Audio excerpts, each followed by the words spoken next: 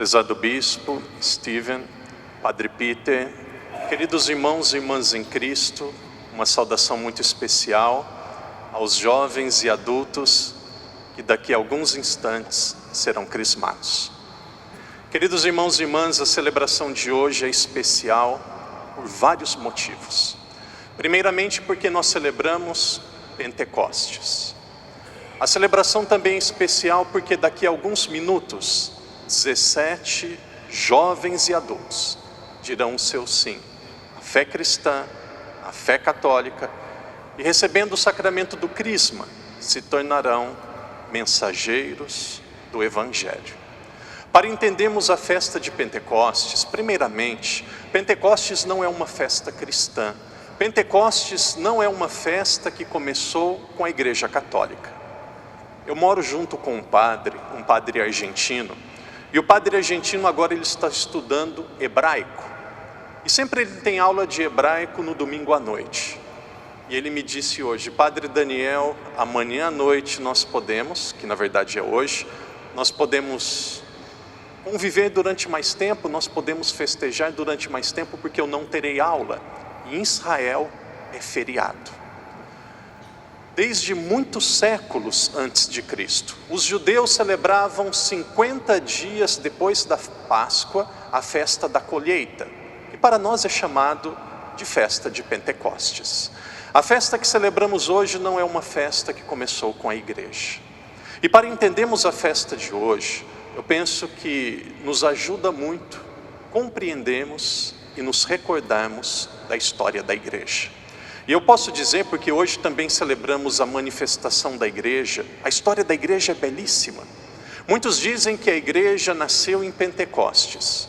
Grandes teólogos da igreja, como São João Crisóstomo, por exemplo, diz: segundo São Paulo, a igreja é a esposa de Cristo. Adão teve como sua esposa Eva, e Eva nasceu do lado de Adão. Então São João Crisóstomo diz, lá no século IV, no século V, a igreja nasceu do lado de Cristo. A igreja nasceu na cruz. Quando do coração de Cristo eram jorrados sangue e água, a igreja surgia. A água representando o batismo, o sangue representando a Eucaristia. Mas todas as pessoas acreditam, todos são unânimes, que a igreja foi manifestada ao mundo através de Pentecostes. Conhecendo um pouco da história da igreja, todos nós sabemos que quando Jesus estava na cruz, apenas um apóstolo estava com ele.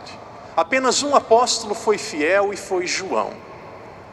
Nem todos nós precisamos nos aprofundar na história da igreja, mas veja como que a história é belíssima. No ano de 313, um imperador chamado Constantino, ele publicou um edito chamado Edito de Milão, e neste Edito de Milão a igreja católica passou a ter liberdade no Império Romano. Então, a partir deste edito, aqueles que eram católicos eram livres. Encerrou-se oficialmente o martírio. Depois, no ano de 382, outro imperador, Teodósio, com o edito de Tessalônica, ele disse que a religião cristã, naturalmente a igreja católica, porque tínhamos apenas a igreja católica, o cristianismo se tornava a religião oficial do Império Romano. Em aproximadamente 300 anos, aquilo que era apenas uma pessoa, se tornou a religião oficial do Império Romano. Hoje no mundo nós somos aproximadamente mais, não aproximadamente, nós somos mais de 1 bilhão de pessoas. E se nós olharmos para o início, os apóstolos não tinham cultura, eles não eram letrados, não eram grandes conhecedores do grego, eles não tinham força militar, a igreja não tinha um exército, a igreja não tinha poder de conquistar através da força. Aquelas pessoas não tinham dinheiro, não eram reis, não eram príncipes. A igreja não tinha poder militar, a igreja não tinha poder político, a igreja não tinha poder cultural. O que aconteceu? Como que algo que era tão pequeno, como que algo que era tão simples, de repente se espalhou pelo mundo inteiro? E hoje na nossa família nós temos mais de 1 bilhão de pessoas. Existe apenas uma explicação: o Espírito Santo. A A explicação é única: o Espírito Santo. Mas padre, quem é o Espírito Santo? Certa vez o Papa Bento XVI, na minha opinião, deu a explicação mais profunda e mais simples sobre o Espírito Santo. Dizendo em inglês, ele diz: The Holy Spirit is the soul of the soul. O Espírito Santo é a alma da alma. Nós sabemos que o nosso corpo, para se manter vivo, possui uma alma. E a nossa alma tem uma alma que é o Espírito Santo. É a nossa alma que diz para o nosso corpo: vai à igreja.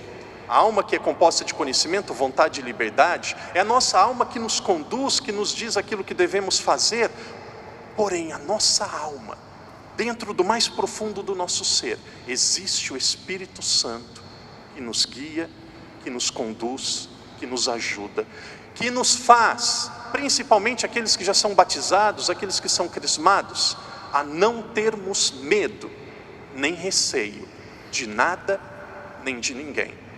O mesmo Espírito Santo que Maria teve, que os apóstolos tiveram, todos nós temos.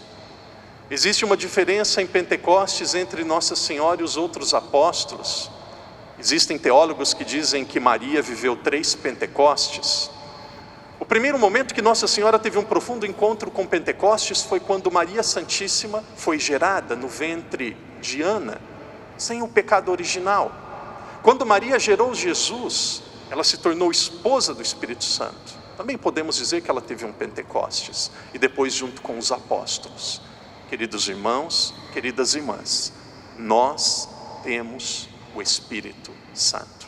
Se nós temos o Espírito Santo, nós temos uma grande certeza que nós estamos protegidos. Porém, nós devemos ter uma grande certeza que nós precisamos produzir frutos. Precisamos produzir frutos. Uma das coisas que mais me encantou este ano, e eu conversava com o nosso bispo e conversei com algumas pessoas que estão aqui, nós temos 10 grupos de catequese aqui na nossa Sé Catedral. 9 para crianças e 1 para adultos. E acontece normalmente que quando acaba o crisma, aproximadamente 80% das pessoas, dos jovens, desaparecem da igreja. Parece que o crisma é um convite para as pessoas deixarem a igreja. Conta-se que uma vez um padre, ele tinha um grande problema na sua igreja, porque no alto da igreja havia muitas pombas, e o padre não sabia o que fazer para espalhar as pombas. Tinha missa e as pombas começavam a andar. Algumas mulheres já diziam que não voltariam mais na igreja, porque algumas tinham mancha na roupa, no cabelo. Vocês já imaginavam, conseguem imaginar como que são pombas na igreja de um lado para o outro? E chegou de repente o irmão daquele padre e disse: eu tenho uma solução, amanhã não tem mais problema nenhum, as pombas vão desaparecer. E ele falou: olha, se você fizer desaparecer as pombas, você vai realizar um milagre nessa igreja. E ele disse: olha, eu penso que é só crismar as pombas. Crisma as pombas e elas vão desaparecer da igreja. O crisma parece que é um convite para as pessoas desaparecerem e fugirem da igreja. Porém, 2 jovens procuraram o padre estes dias, de 14 anos, e disseram: padre, nós queremos ser catequistas. Nós queremos ter um grupo de catequese a partir do próximo domingo. É o Espírito Santo, é o Espírito Santo. Nós precisamos produzir frutos. Precisa ser padre? Se quiser, seja bem-vindo, mas não precisa. Padre, como que eu posso produzir frutos? Eu penso que quando nós nos encontrarmos com Deus, e todos nós vamos nos encontrar com Ele, Ele vai nos fazer pelo menos 2 perguntas. A primeira pergunta, muitos vão se sentir ofendidos, e muitos vão dizer: padre, eu nunca pensei nisso antes. Não tem problema nenhum. Primeira pergunta que Deus vai dizer a cada um de nós, ou talvez entre as perguntas, Deus vai perguntar assim a você: o que você fez com o seu dinheiro durante a sua vida? O que você fez com o seu dinheiro durante a sua vida? Você ganhou muito dinheiro. Ah, padre, eu comprei uma casa, comprei um carro, comprei um helicóptero, comprei uma casa para minha mãe, comprei muitas roupas, fui em bons restaurantes. O que mais? Ah, padre, eu coloquei no banco. O que mais? Ah, não lembro. Alguns vão dizer, eu ajudei os pobres, eu ajudei um orfanato, eu ajudei a igreja, eu ajudei aqueles que estão sofrendo na África, na América do Sul. Eu fiz caridade. Qual será a sua resposta? O que você está fazendo com o seu dinheiro? Todos nós temos dinheiro, nós vivemos em uma cidade onde eu penso que 95% das pessoas vivem em uma situação confortável. O que você está fazendo com o seu dinheiro? Primeira pergunta que Deus vai nos fazer. Segunda pergunta, o que você está fazendo com os seus talentos? O que você está fazendo com os seus dons? Todos nós temos dons, todos nós temos talentos. Existem algumas pessoas que têm o dom da murmuração. Parece que a pessoa é um poema de desânimo. Sempre está desanimado, reclamando, infeliz. Querido irmão e irmã, coloque em prática os dons que você tem, servindo as pessoas. Vamos fazer um momento de silêncio. Você que já é crismado, pense agora no dia do seu crisma. E peça agora a Deus a graça que o Espírito Santo que você já recebeu, que nós celebramos hoje, que os apóstolos receberam, Maria Santíssima, e que fez a igreja crescer e se propagar tanto. Como que você, como que eu podemos colaborar com a ação do Espírito Santo na nossa vida? Você que ainda não é crismado, nós temos catequese para adultos. Por que não é crismado ainda? Muitas pessoas vivem debaixo do mesmo teto e não são casadas na igreja. Por que você não é casado na igreja ainda? Por que não é batizado? Peçamos que o Espírito Santo nos mova e nos faça vivermos como cristãos, com palavras e principalmente com ações.